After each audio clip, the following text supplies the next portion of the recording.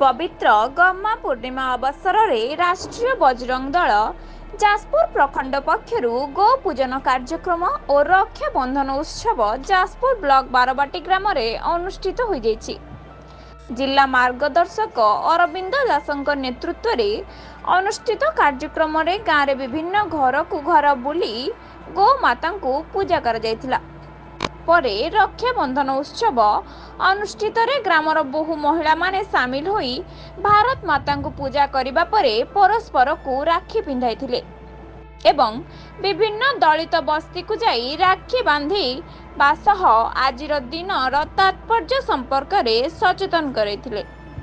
एही कार्यक्रम रे पणसा सरपंच कुलमणि परिडा, चिन्मय परिडा, बादल नायक, प्रियव्रत पंडा, देवव्रत मिश्र, श्रीकांत जेना समेत बहु बजरंग कर्मी माने जोग दे आजिर दिन में गो पूजन करी आम संस्कृति परंपरा को बजाई रखा आह्वान देथिले। पवित्र गम्हा पूर्णमी अच्छी पवित्र गम्हा पूर्णमी उत्सव आमे प्रत्येक वर्ष गोपूजन कार्यक्रम और रक्षाबंधन उत्सव करिथाउ। रक्षाबंधन उत्सव प्रत्येक गाँ गाँव में बुलिक रक्षाबंधन उत्सव कराए। प्राय योजना दिखाई प्रत्येक जिलार प्रत्येक ब्लॉक स्तर में सब कार्यक्रम हम दलित बस्ती मानक बुलिक समस्ते रक्षाबंधन उत्सव पालन करेंगे। जो मैंने उपेक्षित अच्छा समाज उपेक्षित अच्छा से पाखे रक्षाबंधन उत्सव पहुँचो, रक्षा बांधे। आउ भारतर संस्कृति भारतर व्यवस्था को जानापी आम प्रत्येक गाँ गाँव में गोपूजन कार्यक्रम जो गोपूजन कार्यक्रम मध्यम जो गौमाता प्रति अवहेला समाज अच्छी गोमाता को भल ढंग से आम समाज बुझीपारी ना।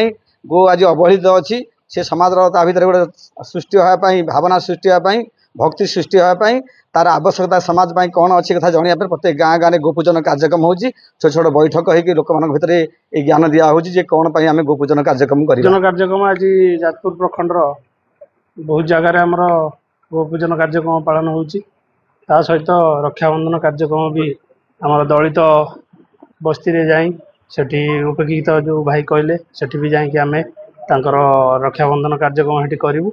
ता सहित आम गोपूजन जो वार्ताटा आम समाज को दवा चाहूँ जोटा कि आमर सेवा भावना गोमाता प्रति अच्छी ताकू किमिति ठीक ढंग से पूरा समाज रे आम गोटे वार्ता दौं से प्रयास जारी रखी।